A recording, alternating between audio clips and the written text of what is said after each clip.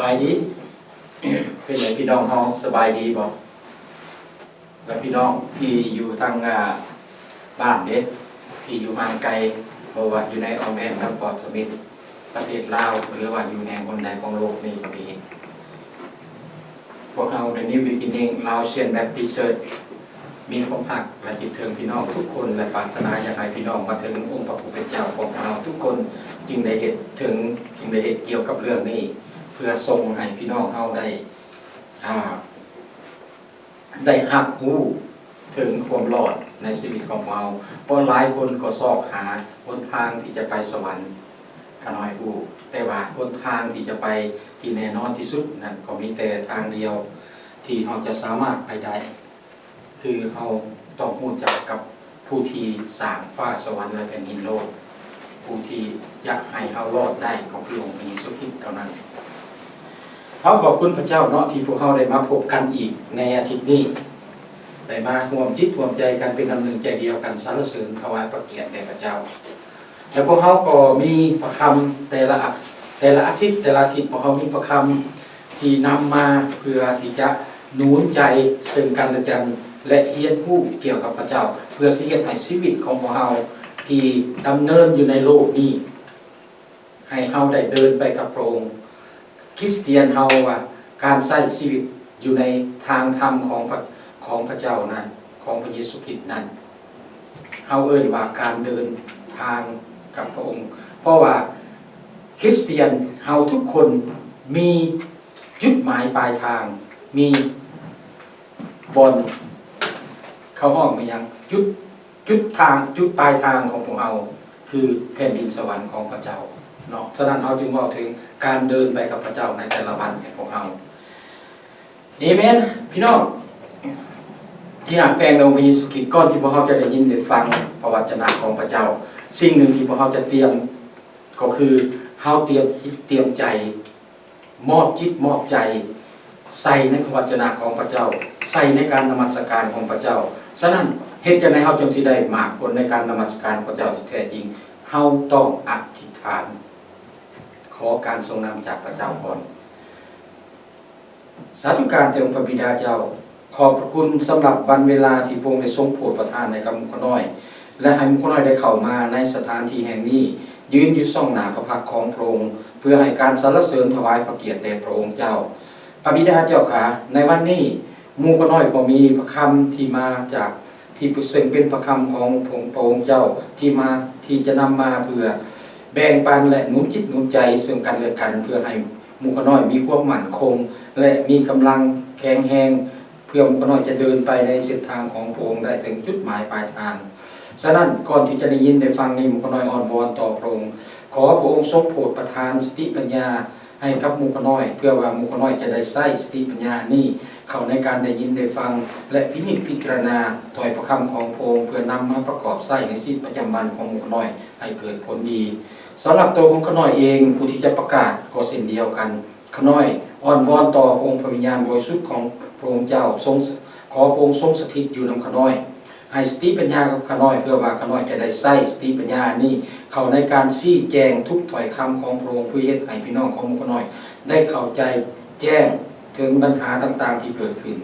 ในชีวิตของข้าน้อยและก็ขอให้พิเศษสุดไปกว่านั้นก็ขอให้ทุกถ้อยคำที่ข้าน้อยได้กล่าวออกไปนั้นมีฤทธิ์อำนาจโดยพระวิญญาณบริสุทธิ์ของพระองค์ฉะนั้นหมู่ข้าน้อยเองจึงอ้อนวอนและอธิษฐานต่อพระองค์เจ้าด้วยความเชื่อและพระนามบริสุทธิ์ของพระเยซูคริสต์เจ้าเอเมนขอบคุณพระเจ้าเนาะพี่น้องที่รักในอาทิตย์แล้วนี่พวกเขาได้ฟังคำเทศนาเกี่ยวกับเรื่องว่าความยิ่งใหญ่พระเจ้าของเราเป็นพระเจ้าที่ยิ่งใหญ่ที่อยู่เหนือการเวลาเหนือทุกสิ่งและแต่ว่าพระองค์ทรงสถิตอยู่นำพวกเราในโลกนี้ทรงสถิตอยู่นำพวกเราอยู่ในโลกที่พระองค์สร้างนี่พระองค์อยู่กับสิ่งที่พระองค์ทรงสร้างแต่อยู่ในเวลาอันหนึ่งของพระองค์และในวันนี้พวกเราจะได้เรียนรู้อีกอันหนึ่งคือความหักของพระเจ้าพระเจ้าเป็นความหักของพระเจ้าต่อมนุษย์เมื่อว่าถึงความหักพี่น้อง เมื่อบอกเทิงความหักแล้วพวกเฮาแต่ละคนที่นั่งอยู่ในที่นี้ในสถานที่แห่งนี้พวกเฮาขึ้นถึงในโลดจุดใหญ่สำคัญที่สุดพวกเฮาต้องออกไปในความคิดของพวกเฮาเลยว่าความหักของเฮานั้นมันจะต้องมีเงื่อนไขที่เฮาจะหักผู้ใดผู้หนึ่งพ่อแม่หักลูกเขาบอกว่าเขาหักลูกเขาโดยบ่มีเงื่อนไขแต่ว่าเงื่อนไขที่แท้จริงเขาเห็นอันใดก็ยากมันตกอยู่ในเงื่อนไขของเขาว่าลูกของข่อยเพิ่นว่าบ่ดีข่อยก็ว่าดีเหมือนเพราะลูกของข่อยแม่นบ่พี่น้องเห็นบ่แล้วเขาหักผู้บ่าวสาวเลยก็เขาอยากได้เขาเจ้ามาเพื่ออยู่ร่วมกันกับเขามันมีเงื่อนไขว่าผู้นั้นจะตอบสนองความหักของเฮาหรือบ่แม่นบ่แต่สำหรับความหักของพระเจ้าต่อมนุษย์ของพวกเฮาเป็นจังไดเป็นความหักที่บ่มีเงื่อนไขแล้วเฮาจะเรียนรู้เรื่องนี้ว่ามันเป็นจังไดจริงว่าบ่มีเงื่อนไขพวกเฮาจะสามารถรู้จักความหักที่แท้จริงของพระเจ้าได้โดยสิ่งหนึ่งคือโดยการที่พวกเขารู้จักกับพระเจ้าเท่านั้นพวกเขาจะบ่สามารถรู้ความหักที่แท้จริงของพระเจ้าถ้าพวกเขาบ่รู้จักพระเจ้า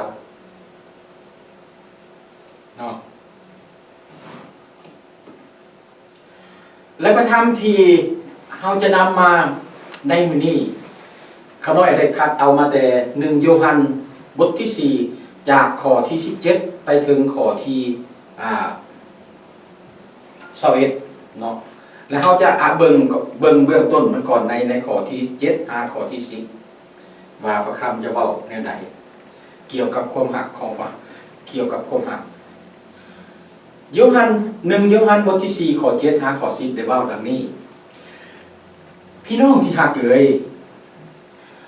จงให้เฮาทั้งหลายหักซึ่งกันและกันเพราะว่าความหักมาจากพระเจ้าทุกคนที่หักก็บังเกิดจากพระเจ้าและฮู้จักพระเจ้าผู้ที่บ่หักก็บ่ฮู้จักพระเจ้าเพราะว่าพระเจ้าทรงเป็นความหักโดยข้อนี้แหละความหักของพระเจ้าสำหรับเฮาทั้งหลายได้ปรากฏแจ้งคือพระเจ้าได้ทรงใช้พระบุตรองค์เดียวของพระองค์เข้ามาในโลกเพื่อเฮาทั้งหลายจะได้มีชีวิตด้วยพระบุตรนั้นความหักที่เฮากล่าวถึงนี่แหละบ่แม่นพวกเฮาทั้งหลายได้หักพระเจ้าแต่พระเจ้าได้ทรงหักให้หักพวกเฮาและทรงใช้พระบุตรของพระองค์มาเพื่อเป็นทางทรงยกพิบาทของพวกเฮาเห็นแง้มไว้หน่อยหนึ่งแล้วเงินที่พระเจ้าบอกเฮาว่าบ่มีเงื่อนไขหักมนุษย์โดยบ่มีเงื่อนไขอยู่ในวันนี้อัครสาวกโยฮันได้พยายามที่จะอธิบายให้พวกเฮาเข้าใจความหักที่มาจากพระเจ้าว่าพวกเฮาทุกคนน่ะให้หักซึ่งกันและกันทุกคนที่หักซึ่งกันและกันก็บังเกิดมาจากพระเจ้าพระเยซูคริสต์ในเวลาที่พระองค์ยังอยู่นำเราอัครสาวกที่ก่อนที่พระเยซูคริสต์จะไปถึงไม้กางเขนไปนั้นทำราชกิจของพระองค์ที่ไม้กางเขนนะพระองค์ก็ได้บอก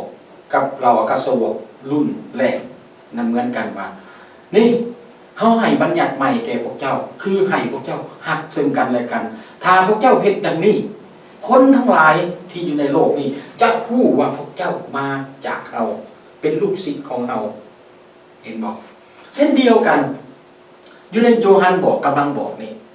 ถ้าเฮาหักซึ่งกันและกันปุ้มลุมสามัคคีซึ่งกันและกันเป็นน้ำหนึ่งใจเดียวกันเว้าเสียงมาเสียงเดียวคือการสรรเสริญถวายเกียรติแด่พระเจ้า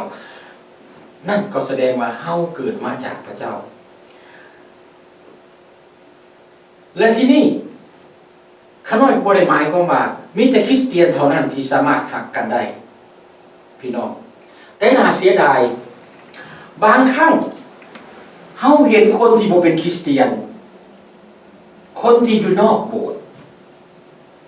เข เขาแสดงความหักต่อกันและกันนั้นได้ดีกว่าคริสเตียนของพวกเราที่แสดงความหักให้ซึ่งกันและกันในโบสถ์ของพวกเราในโบสถ์นี้มันน่าเสียดายบ่มันน่าเศร้าใจบ่กับผู้ที่บ่รู้จักกับพระเจ้าแต่ว่าเขาเฮ็ดได้ดีกว่าเราฉะนั้นพี่น้องปรับเปลี่ยนใหม่โยฮันยอมรับว่ามนุษย์ของพวกเราถูกสร้างขึ้นตามรูปลักษณะของพระเจ้าและเมื่อพวกเขาแสดงความรักที่แท้จริงออกมาพวกเขาเฮ็ดหยังพวกเขาก็แสดงพระลักษณะของพระเจ้าแต่ถึงอย่างไรก็ตามมนุษย์ของพวกเขาถูกสร้างขึ้นตามรูปแบบลักษณะของพระเจ้านี่บ่ได้หมายความว่ามนุษย์ที่คนที่บ่รู้จักพระเจ้าในเวลานี้ที่เขาบ่รู้จักองค์พระเยซูคริสต์ในเวลานี้เขาบ่ได้ถูกสร้างขึ้นมาจากถือเป็นได้ถูกสร้างขึ้นมาจากองค์พระผู้เป็นเจ้าของพวกเขาเขาเป็นผู้ที่ถูกทรงสร้างขึ้นมาจากองค์พระผู้เป็นเจ้าของเขาแต่เขาอยู่ภายใต้การครอบงำของอำนาจของเขาบอกว่าของซ้ำของพิมานซาตานเนาะอำนาจศักดิ์สิทธิ์ของสกลโลกที่พี่น้องเคยมักเว้าที่พี่น้องบ่ฮู้ว่าอำนาจนั้นมันเป็นอย่างที่ศักดิ์สิทธิ์ที่พี่น้องเชื่อถือนะมันอาจจะเป็นของในพระคัมภีร์ที่บอกว่าอำนาจของผีมารซาตานผู้ที่ต่อสู้พระเจ้าที่ครอบงำคนเหล่านั้นอยู่และแต่คนเหล่านั้นเป็นคนไหนคนของพระเจ้าพระเจ้าหักเขาบอกพระเจ้าหักเขาเป็นเส้นเดียวกับเขาและพระเจ้าก็รอท่าเขาเหมือนกันที่จะให้เขาได้มีโอกาสได้เข้ามาหาพระองค์เจ้าผ่านทางพวกเขาที่จะให้ความหักของเขาให้ทั้งหักกับข้าพเจ้าเห็นบ่พี่น้องดังนั้นเขาจึงเห็นว่ามีบางส่วนมีที่บ่รู้จักกับพระเจ้าฉะนั้นการที่เขาจะรู้จักว่าความหักมันมาจากพระเจ้าเป็นยังไงความหักใดๆก็ตามที่แสดงออกบ่ยอมหักว่าพระเจ้าเป็นแรงที่มาของความหักความหักนั่นก็บ่สมบูรณ์แบบบ่สมบูรณ์แบบเขาอาจจะบอกหักกับคนอื่นได้แต่ถ้าว่าจิตใจของเฮาน่ะบ่ได้ออกมาด้วยความหักของที่พระเจ้าใส่ในจิตใจของเฮานั้นความหักอันนั้นก็เป็นเพียงแต่ลมพี่ปากที่ว่าออกไปเพราะมันบ่เห็นถึงการกระทำของพวกเฮาพร้อมอยู่ในนั้นมันบ่สมบูรณ์แบบความหักของพระเจ้าที่สมบูรณ์แบบที่แสดงให้เฮาเห็นขึ้นได้พี่น้องเห็นบ่อยู่ในข้อพระคัมภีร์เฮาอ่านไปความหักที่สมบูรณ์แบบของพระเจ้าได้ถูกเปิดเผยออกให้พวกเฮาเห็นเมื่อพระเจ้าได้ทรงพระบุตรของพระองค์เข้ามาในโลกมนุษย์เฮานี้การที่พวกเขารู้จัก พระเจ้าหมายถึงอย่างการที่เขารู้จักกับพระเจ้านั้นหมายถึงว่าเขารู้จักว่าพระเจ้าได้ทรงพระเยซูคริสต์เข้ามาในโลกเพื่อชีวิตของพวกเราเพื่อไทยเอาชีวิตของพวกเราโดยผ่านทางพระองค์เขาเห็นในข้อ8ของยากินที่เขาอ่านเมื่อเขาได้อ่านข้อนี้เมื่อเขาอ่านแล้วมันน่าตกใจผู้บ่ฮักก็บ่รู้จักพระเจ้ามันเป็นความจริงพี่น้องได้สัมผัสพี่น้องเฮาอยู่ในโลกนี้เฮาใส่สัมผัสกินความหักอันนี้จากคนอื่นอาจจะบอกเฮาอาจจะกอดเฮาโอ้ยข่อยฮักเจ้าแต่เขาเพียงแต่เฮ็ดให้เป็นอีหยังเป็นความจบงามสวยงามในต่อหน้าซื่อๆแต่หลังมันหยังเขาไม่ได้เป็นอย่างนั้นความหักอันนั้นมันเป็นความหักสำหรับคนที่ถือควบคุมโดยอำนาจศักดิ์สิทธิ์ของจักรวาลนี้อำนาจของซาตานอำนาจของความโกรธแค้นผู้ที่บ่หักบ่รู้จักพระเจ้าเพราะว่าพระเจ้าเป็นความหักเฮารู้จักหักเพราะเฮารู้จักว่าพระเจ้าหักเฮาขอบคุณพระเจ้าที่ในเมื่อก่อนเฮาบ่ได้ฮู้เฮาบ่ได้เข้าใจถึงการที่เฮาแนมเห็นไม้กางเขน อยู่ในเทิงในไม้กางเขนได้เห็นพระเยซูคริสต์ตายอยู่นะเฮามองเห็นเฮาบ่ได้รู้ความบ่ได้เข้าใจของเฮาบอกว่านี่วะพระเจ้าของเฮาถ้าว่าเป็นพระเจ้าจริงเป็นหยังพระเจ้าบ่ซอยตัวเองให้ลงจากไม้กางเขนให้เขาฆ่าเห็นหยังถ้าว่าพระองค์บ่ได้ปล่อยสิ่งเหล่านั้นก็แสดงว่าพระองค์บ่ได้ยอมเสียสละชีวิตของพระองค์เพื่อไทยเอาเห็นบ่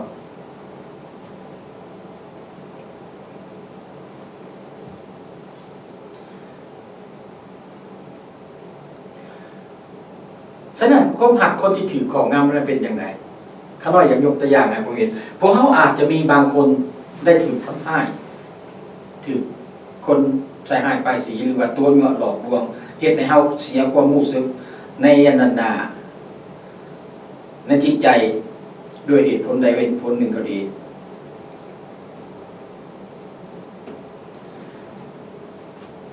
แต่โยฮันบอกเขากำลังบอกเขาว่าถ้า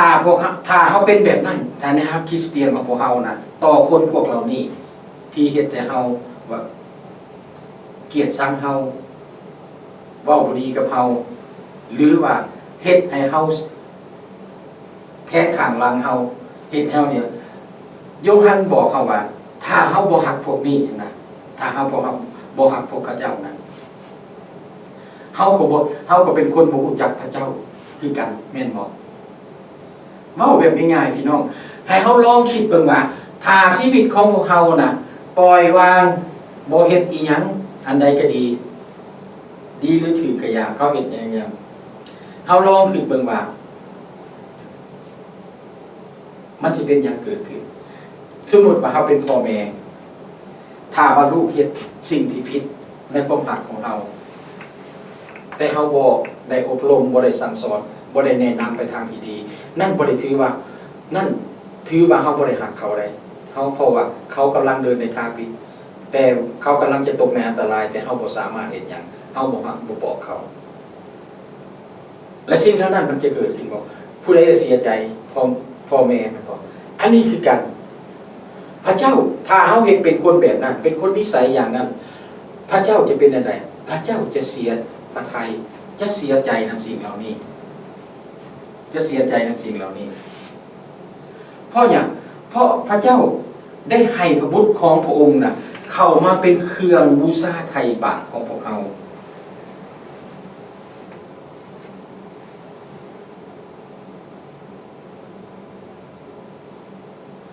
ถ้าว่าความหักและการให้อภัยทั้งหมดที่พระเจ้าได้แสดงเงาเห็นอย่างชัดเจนแต่เฮายังยึดมั่นอยู่ในความโกรธแค้นความเกลียดชังคนอื่นเกลียดชังภายนอกของตนเองอยู่เฮาจะได้อันไหนพี่น้องลองคิดเบิ่งถ้าเฮาเป็นอย่างนั้นเฮาต้องได้สำรวจกวดเบิ่งตัวเองอย่างจริงจังว่าเฮา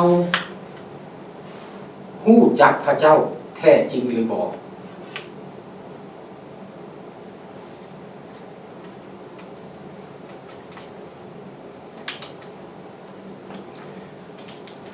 พระเจ้าเป็นความหักผู้ที่เกิดจากพระเจ้าและผู้จักพระเจ้าแม่นบุตรของพระเจ้าลูกของพระเจ้าจะต้องมีลักษณะของพระเจ้าดังนั้นลูกของพระเจ้าจะต้องหักคนอื่นเห็นบ่ เป็นอย่างศิษยาภิบาลเทศนาจึงบอกให้พี่น้องแต่ละคนที่เป็นคริสเตียนของพวกเราให้ออกไปเพื่อเสื้อเชิญเอาคนอื่นให้เข้ามาในโบสถ์วิหารบ่แม่นว่าศิษยาภิบาลต้องการอยากได้สมาชิกโบสถ์เพิ่มขึ้นแต่ศิษยาภิบาลกำลังบอกพี่น้องออกไปให้แสดงความหักที่มาจากพระเจ้าต่อคนทั้งหลายที่อยู่ข้างนอกต่ออ้ายเอ้ยน้องของตนพี่น้องหักอ้ายเอ้ยน้องพี่น้องก็ต้องกล้าเว้ากับอ้ายเอ้ยน้องของตนให้พระเจ้าได้เข้าใจว่ามีทางเดียวที่เป็นทางรอดฉะนั้นเฮาแน่นอนว่าเฮาเก่งแต่ว่ามีเวลาหนึ่งพระเจ้าจะช่วยพวกเฮาถ้าเฮาอยากเห็นเฮาบ่ได้เฮ็ดสิ่งเหล่านี้ด้วยตัวของเฮาเองดอกพี่น้อง เมื่อเขาเว้าแน่นี่มันคือว่าเฮาพุชให้เฮาเฮ็ดให้ซึ่งกันและกันได้เฮ็ดสิ่งนี้แล้วมันก็คือการความยากพี่น้องสิ่งเหล่านี้เฮาบ่ได้เฮ็ดด้วยตัวเองพระเจ้าช่วยพวกเราเนาะให้เฮาจำไว้ว่า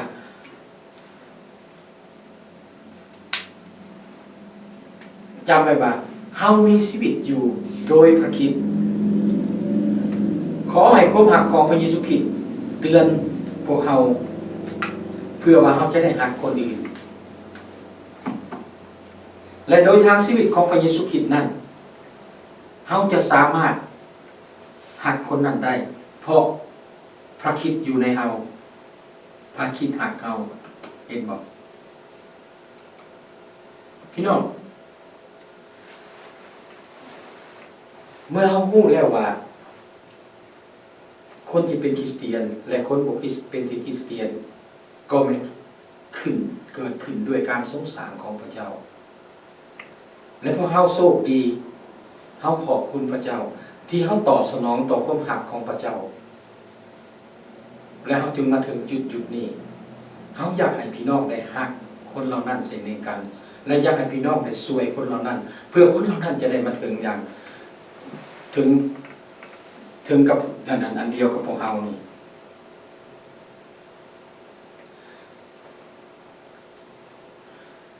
อยากให้เขาได้เว้าแบบนี้พี่น้องเพราะข้าน้อยได้ยินหลายครั้งในคริสเตียนของพวกเราเพราะคอยเป็นคริสเตียนคอยรักพระเจ้าพี่น้องที่รักอยู่ในข้อ10เมื่อกี้นี่เขาได้เห็นคักอย่างแน่แล้วความรอดพ้นบ่ได้พบอยู่ในบนนั้นบ่แม่นว่าพวกเขารักพระเจ้าในพี่น้องเขาจึงได้รับความรอดแต่พระเจ้าแต่ความเป็นจริงแล้วพระเจ้ารักพวกเขาและได้ทรงพระบุตรของพระองค์คือพระเยซูคริสต์เข้ามาหาพวกเราฉะนั้นในสังคมของพวกเราในทุกวันนี้ซอกหาคนขั้วตัวจริงโดยตัวเองเอาเหตุเอาผลตัวเองมาแก้เพื่อเขาจะรอดพ้นจากเส้นทางเส้นนี้บ่อยากมาหาพระเยซูคริสต์เนี่ย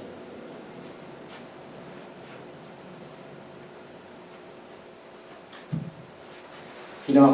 เรื่องนี้เป็นสิ่งสำคัญพระเจ้าเป็นความหักบางคนบอกว่าพระเจ้าเป็นความหักความหักคือพระเจ้าคนอยู่ทางนอกเขาบอกจังซี่ความหักคือพระเจ้าเขาจึงบูชาเรื่องความหักเขาจึงเห็นว่าเขาถือแต่มันบ่ได้เป็นอย่างนั้นสองอย่างนี่มันบ่ได้คือกันเลยพี่น้องพระเจ้าเป็นความหักแต่ความหักบ่คือกับพระเจ้าบ่แม่นความหักนั่นมันบ่คือกันสิ่งเหล่านี้มันเป็นสิ่งที่ความหลงผิดของผู้นำผู้ใดผู้หนึ่งที่บิดเบือนความจริงเป็นความคิดว่าพระเจ้าเป็นทุกสิ่งทุกอย่างฉะนั้นเมื่อเขาคิดถึงเรื่องพระเจ้านะเขาจึงว่าคือยกกระน้อยเว้าอ่านมาเมื่อกี้นี่นะเขาคิดว่าถ้าพระเจ้าสิมาซอยเฮาน่ะพระเจ้าเป็นยังบ่ซอยตัวเองลงจากไม้กางเขนเป็นยังให้เขาทำให้วางตายอยู่ถึงไม้กางเขนแล้วพระเจ้าสิซอยเฮาได้จังไดเห็นบ่เขาคิดว่าพระเจ้าต้องเป็นได้ทุกสิ่งที่เกิดแต่เขาบ่เข้าใจถึงเหตุผลของพระเจ้าเป็นอย่างพระเจ้าจึงเห็นจังซั่นมันเกินกว่าความเข้าใจของเรานอกจากสว่าเมื่อเขาเข้ามาหาพระเจ้าแล้วเขาจึงจะเข้าใจเรื่องนี้เห็นบ่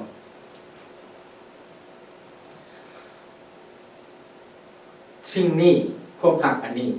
มันเป็นของพระเจ้าผู้เดียวพระเจ้าองค์เดียวและกับพระเจ้าเองเป็นผู้กำหนดให้กับพวกเราในความหักนี้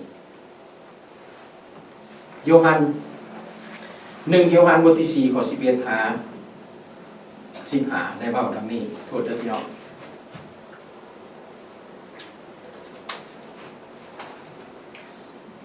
พวกที่หักเอ่ยถ้าพระเจ้าได้ทรงหักเขาทั้งหลายอย่างนั้นพวกเขาควรจะหักซึ่งกันและกัน ฝ่ายพระเจ้าบ่มีไผเห็นจักเถื่อพวกเฮาทั้งหลายฮักซึ่งกันและกันพระเจ้าก็ทรงสถิตอยู่ในเฮาทั้งหลายและความฮักของพระองค์ก็สมบูรณ์ในเฮาดังนั้นแหละเฮาทั้งหลายจึงรู้ว่าเฮาอยู่ในพระองค์และพระองค์ทรงสถิตอยู่ในพวกเฮาเพราะพระองค์ได้ทรงโปรดประทานพระวิญญาณของพระองค์ให้แก่เฮาฝ่ายเฮาทั้งหลายได้เห็นและเป็นพยานว่าพระบิดาได้ทรงใช้พระบุตรมาเป็นผู้โปรดมนุษย์สโลกให้รอดพ้นผู้ใดที่ยอมรับว่าพระเยซูทรงเป็นพระบุตรของพระเจ้าก็ทรงสถิตอยู่ในผู้นั้นและผู้นั้นก็ตั้งอยู่ในพระเจ้าพี่น้องในคำว่าความหักในภาษากรีกนะข้าเจ้าได้ใช้คำศัพท์ต่างๆที่แตกต่างกันเพื่อที่อธิบายให้เข้าใจถึงว่าความหักเช่นคำว่าฟิเลโอซึ่งเพิ่นแปลมาว่าอธิบายถึงความหักแบบฐานอ้ายน้องความหักแบบฐานอ้ายน้องและคำหนึ่งอีกในภาษากรีกว่าอีรอนE R O S คำนี้ได้อธิบายถึง emotion ของความหักแบบมีโรแมนติกหรือว่าความหักทางเพศทางการมโลกเป็นความต้องการแบบนั้นและอีกคำหนึ่งที่เพิ่นใช้ก็คือ storge S T O R G เป็นความหักที่ชี้ให้เห็นถึงความหักในครอบครัวแบบครอบครัวแบบความอบอุ่นความหักความอบอุ่นในครอบครัวแต่อัครสาวกโยฮันเมื่อเพิ่นเขียนคำว่าพระเจ้าสถิตอยู่ในเฮาและความหักของพระองค์สมบูรณ์อยู่ในพวกเฮานั้นบ่ได้ปรากฏเห็นเลยในข้อความเหล่านี้ที่เพิ่นยกเพิ่นที่เว้ามาที่เขาเจ้าใส่นะแต่โยฮันใส่ความหักอันนี้มีความหมายว่าอากาเปเป็นความหักที่บ่มีเงื่อนไขความหักของพระเจ้าบ่มีเงื่อนไขหรือความเสียสละของพระเจ้าบ่ได้มีเงื่อนไขพระเยซูคริสต์เสียสละพระชนของพระองค์ถึงไม้กางเขนบ่ได้มีเงื่อนไขว่าถ้าเรียนสวรรค์เจ้าต้องเชื่อกับเฮาก่อนเฮาจะสิตายบ่พระเยซูคริสต์ได้สิ้นพระชนตายถึงไม้กางเขนก่อนที่เวียงสวรรค์สิไปอันนั้นฮู้จักกับที่ได้เข้ามาฮู้จักกับพระเยซูคริสต์เห็นบ่โยฮันใช้คำนี้หลายเพราะเฮาเห็นอยู่ในข้อที่11เริ่มต้นด้วยคำทักทายว่าพี่น้องที่ฮักเอ้ยเห็นบ่ในรูปแบบเดียวกับคำเว้าถึงความฮักที่อบอุ่นของพระเจ้าอากาเปโยฮันได้เตือนพวกเฮาว่าพวกเฮาได้ฮักความฮักของพระเจ้านั้นโดยที่ว่าบ่มีเงื่อนไข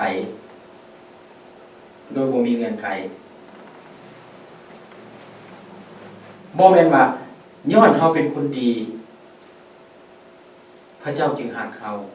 บ่แม่นว่าย้อนเฮาถือศีลกินธรรมหรือสร้างบุญกุศลเพื่อเพิ่มบารมีแล้วพระเจ้าจึงฮักเฮาพระเจ้าบ่ได้ฮักเฮาแบบนั้นพระเจ้าฮักเฮาเพราะพระองค์ได้ทรงสร้างเฮามาเห็นบ่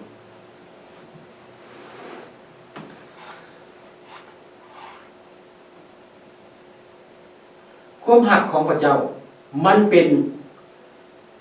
คำกริยาซึ่งมันแสดงออกให้เราเห็นถึงการกระทำในอดีตและในปัจจุบัน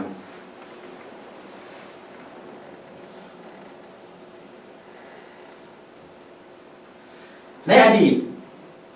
พระเจ้าหักพวกเราและในปัจจุบันพระเจ้าเฮ็ดหยังพวกเราต้องหักซึ่งกันและกัน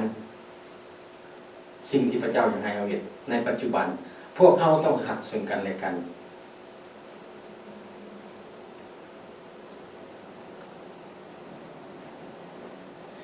ถ้าพวกเราหักซึ่งกันและกันพระเจ้า สถิตอยู่ในพวกเฮาและความหักของพระองค์ก็สมบูรณ์ในพวกเฮาเห็นบ่พี่น้องความสมบูรณ์ในความหักของพระเจ้าถ้าเฮาหักเฮาก็จะเห็นในข้อ12บ่เพียงพอ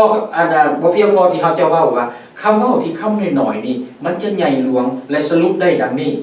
ทานเป็นที่น่าหักพระเจ้าหักทานต้องหักซึ่งกันและกันถ้าทานเลือกที่จะหักซึ่งกันและกันหลังจากนั้นความหักของพระเจ้าจะสมบูรณ์แบบในทานนั่นหมายความว่าความหักของพระเจ้าจะบ่สมบูรณ์แบบถ้าคริสตจักรบ่หักซึ่งกันและกันถ้าพี่น้องที่เป็นคริสเตียนบ่จักหักซึ่งกันและกัน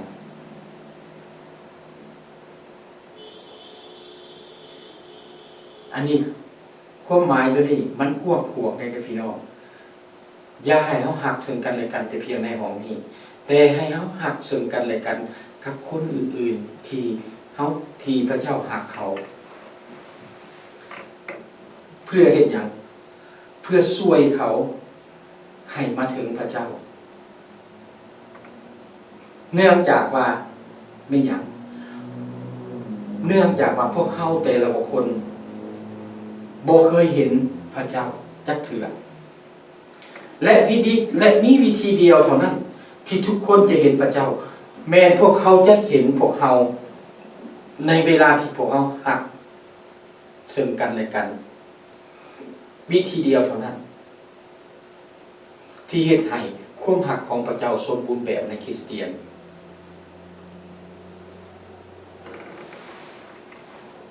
แม้นสิ่งเดียวเท่านั้นที่เป็นต้นตอของความผูกสายสัมพันธ์พี่น้องลองคิดเบิ่งสามีภรรยาเฮาคิดใส่เบิ่งเฮาเองก็ได้เนาะสามีภรรยาที่จะก่อนที่เฮาจะมาเป็นคู่ฮักที่จริงจังกันที่จริงใจที่อยากจะแต่งงานในกันเบื้องแรกที่เฮาหักกันเฮายังได้เว้าถึงเงื่อนไขที่เฮ็ดจังได๋ที่เฮ็ดให้ความสัมพันธ์ของพวกเฮาเกิดขึ้นและเฮาเองก็กำหนดไว้ในความสัมพันธ์นั้นบอกบางครั้งเฮาก็สงสัยว่าโอ้มันเป็นไปได้บ่พี่น้องเส้นเดียวกันถ้าเฮาอยู่ในโบสถ์ในวิหารบ่มีความหักต่อพระเจ้านะเฮาก็จะมีความสงสัยว่าเดี๋ยวนี้นะเฮายืนอยู่จุดใดกับพระเจ้าเฮาก็สิมีคำถามอีกว่าพระเจ้าอยู่นำเฮาแท้บ่และพวกเฮานี่ในโบสถ์นี่เป็นของพระเจ้าบ่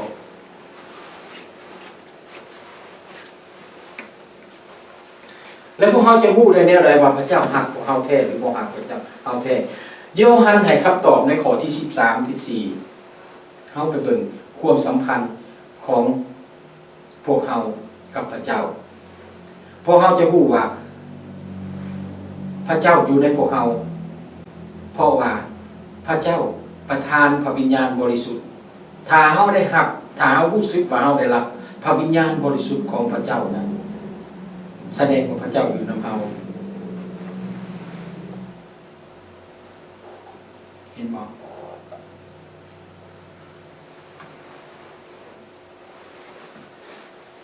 พระเจ้าบ่เพียงแต่แสดงให้เราเห็นเท่านั้นพระเจ้ายังแสดงให้เราเห็นตนโตของพระเจ้าในถึงพระเจ้าตรีเอกานุภาพที่อยู่กับพวกเราให้พวกเราได้สังเกตเห็นพระองค์ทรงประทานพระวิญญาณบริสุทธิ์ของพระองค์ให้พวกเราผู้ที่ทรงสถิตอยู่ในพวกเรา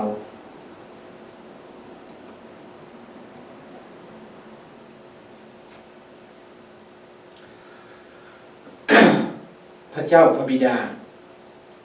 ได้ทรงพระบุตรผู้ช่วยให้รอดในข้อที่14ในอีกด้านหนึ่งที่สมเหตุสมผลพวกเขาแสดงให้เห็นว่าพวกเขาอยู่กับพระเจ้าโดยการสารภาพว่าพระเยซูคริสต์เป็นพระบุตรของพระเจ้าเขายอมรับว่าพระเยซูคริสต์เป็นพระบุตรของพระเจ้าเมื่อพวกเขาสารภาพความเสื่อของพวกเขาอย่างกล้าหาญโดยบ่มีข้อกางขาเขาก็ได้เปิดเผยว่าพระเยซูคริสต์เป็นพระผู้โปรดให้พ้น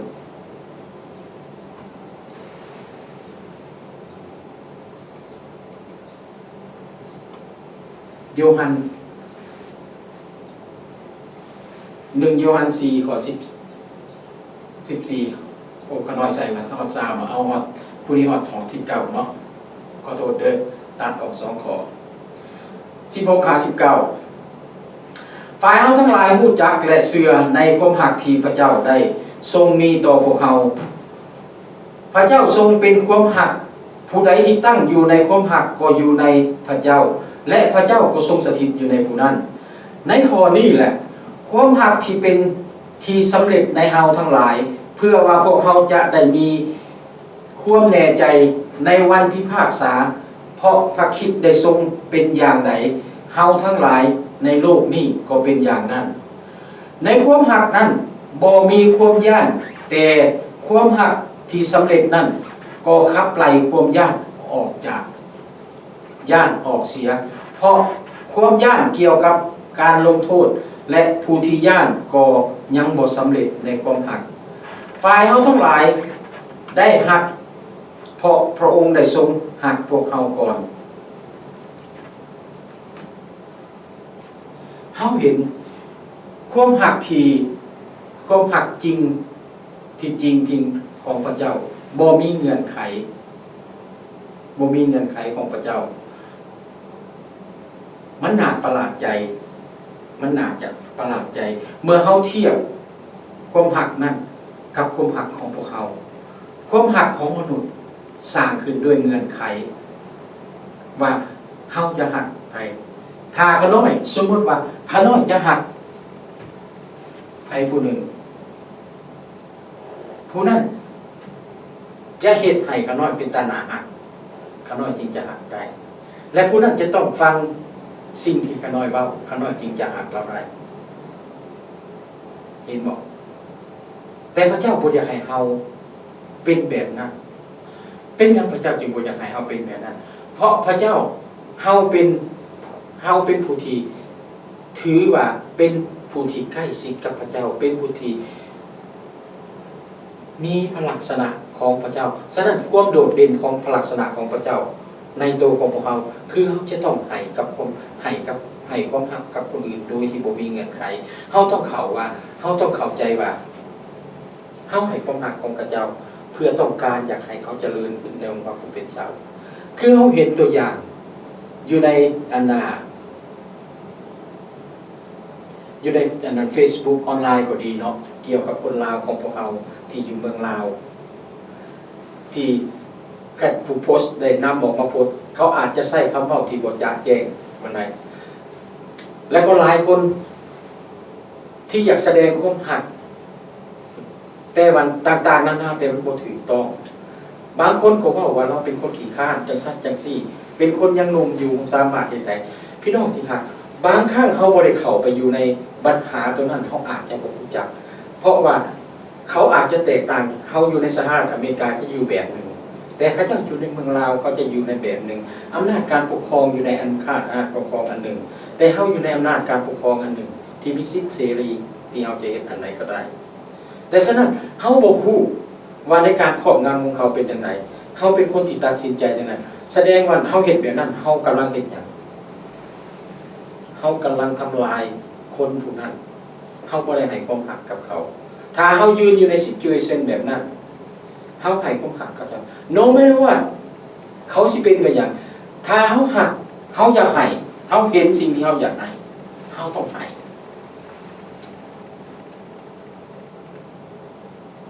เฮามีจุดประสงค์เดียวที่เฮาให้พระเจ้าเพื่ออยากให้เขาได้รับสิ่งเหล่านี้ว่านี่คือความรักที่มาจากพระเจ้าให้กับเจ้าและเจ้าจะต้อง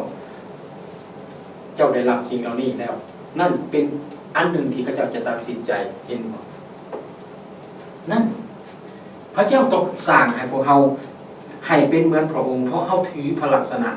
เป็นพระลักษณะของพระเจ้าเฮาจะต้องให้สิ่งเหล่านั้นเป็น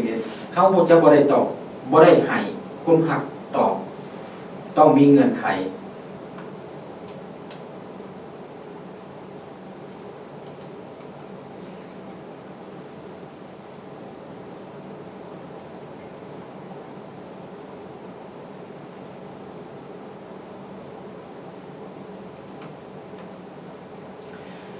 ความหักที่สมบูรณ์แบบจะขับไล่ความย่านกลัวออกไปถ้าเฮาให้ความหักกับคนใดคนหนึ่งเฮาจะบ่ย่านว่าเขาจะทรยศต่อเฮาจะบ่ย่านว่าเขาจะหักหลังเฮาจะบ่ย่านว่าเขาจะเฮ็ดให้เฮาถือใจเฮาบ่ย่านจริงแล้วนั้นเพราะหยังความหักที่สมบูรณ์ที่มาจากพระเจ้านั้นมันได้ทำลายออกไปนั้นดังนั้นเฮาจะต้องให้ความหักกับมนุษย์ด้วยกันโดยที่บ่มีเงื่อนไข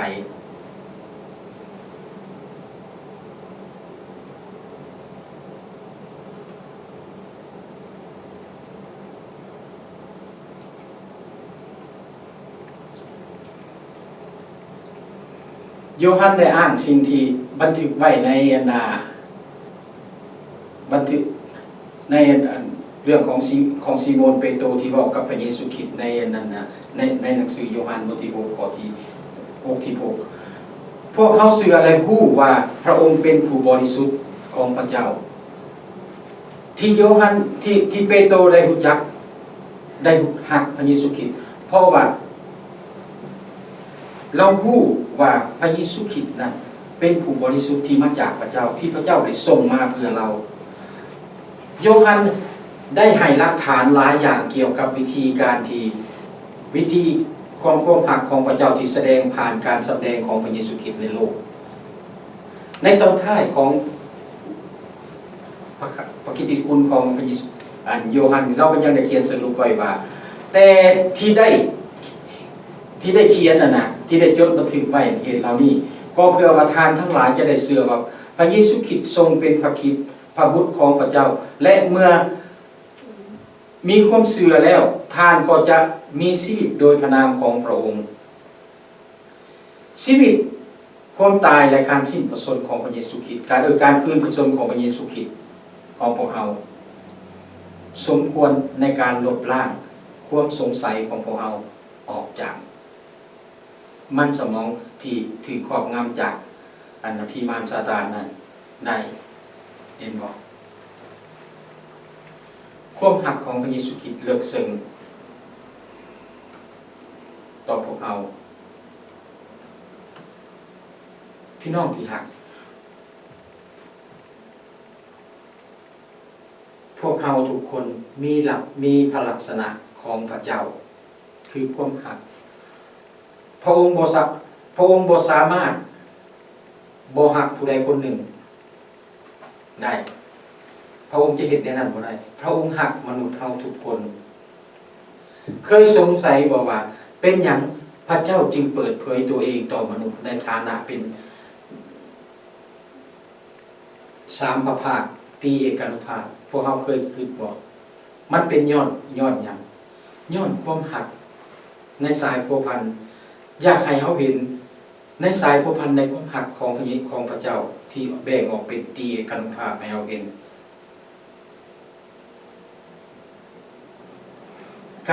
ดังนั้นเมื่อเขาหักบัพติศมา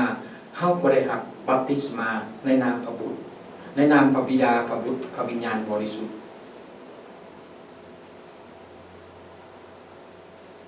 และพระเจ้าหักเขาพระเจ้าให้พระวิญญาณบริสุทธิ์ของพระองค์นั้นทรงสถิตอยู่กับเราเพื่ออย่างเพื่อช่วยพวกเราเฮ็ดให้ความหักของพระองค์นั้นสมบูรณ์แบบขึ้นในฐานกลางคริสเตียน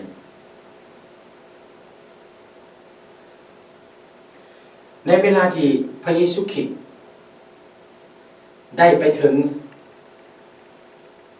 ที่ไม้กางเขนนั้นก่อนที่พระองค์จะสิ้นพระชนม์พระองค์มองอย่างสำเร็จแล้วคำว่าสำเร็จแล้วนี่หมายถึงอย่างหมายถึงว่าพระเยซูคริสต์บรรลุถึงเป้าหมายในการอุทิศถวายตนด้วยความหักพระเยซูคริสต์ได้ใช้รูปแบบของคำศัพท์นี้เมื่อพระองค์ห้องว่าสำเร็จแล้วในไม้ถึงไม้กางเขนนั้นมันแม่นงานที่สำเร็จแล้วของพระคริสต์ถึงไม้กางเขนการฟื้นชีวิตของพระองค์เฮ็ดให้พวกเรามีความมั่นใจว่าในวันพิพากษามันจะบ่มีในสำหรับพวกเขาเพราะเราอยู่ภายใต้ความหักของพระเจ้า พี่น้องที่รักสรุปสุดท้ายพระเจ้าต้องการอยากให้เราเห็นอย่างพระเจ้าพระเยซูคริสต์ต้องการอยากให้พวกเขาหักซึ่งกันและกันในและพระเยซูคริสต์บอกเขาในไหนเมื่อก่อนพระเจ้าหักเขาในปัจจุบันนี้ให้เขาเห็นอย่างให้เขาหักซึ่งกันและกันให้เขานำเอาความหักที่เขาได้รับในแสนบูชาของพระเจ้าคือในเดนิวบิกินิงเราเชียนเชิญในเวลานี้ออกไปให้กับคนทั้งหลายแบ่งปันกับคนทั้งหลายเพื่อเขาจะได้รู้ได้เห็นถึงความหักของพระเจ้าเอเมนขอบคุณพระเจ้าขอให้พวกเขาขอให้พระเจ้าช่วยเขาให้เขาได้เป็นคนนั้นเนาะสาธุการเดิมกับบิดาเจ้าขอบเดชพระคุณสำหรับถอยประคำที่หนุนใจพอหน่อยในวันนี้แล้วก็ขอให้ประคำนี้จงได้กึกก้องในจิตใจเลยทุกคนมุขน้อยได้ทำเพิ่งพิจารณาเพื่อมุขน้อยจะได้ใส่ประคำเหล่านี้ออกไปในจิตใจของมุขน้อยเพื่อมุขน้อยจะได้แบ่งปันพระองค์ให้กับคนอื่นได้ฮู้ได้เห็นได้เข้าใจถึงความหักอันยิ่งใหญ่ของพระองค์ฉะนั้นมุขน้อยเองจึงขอฝากสิ่งเหล่านี้ไว้ในพระหัตถ์ทรงฤทธิ์ของพระองค์พระบิดาเจ้าขาในวันนี้มุขน้อยก็ได้สิ้นสุดในการนมัสการอาจจะแยกย้ายกันกลับบ้านก็ขอให้พระองค์ทรงสถิตอยู่นำมุขน้อยและก็ขอให้มุขน้อยได้มีโอกาสและเวลาได้เข้ามาสรรเสริญถวายพระเกียรติแด่พระองค์เจ้าอีกในอาทิตย์ต่อไปฉะนั้นมุขน้อยจึงอธิษฐานอ่อนวอนในคุ้มเสือโดยพระนามมันบริสุทธิ์ของพระเยซูคริสต์เจ้าเอเมนขอบคุณพระเจ้าขอพระเจ้าอวยพร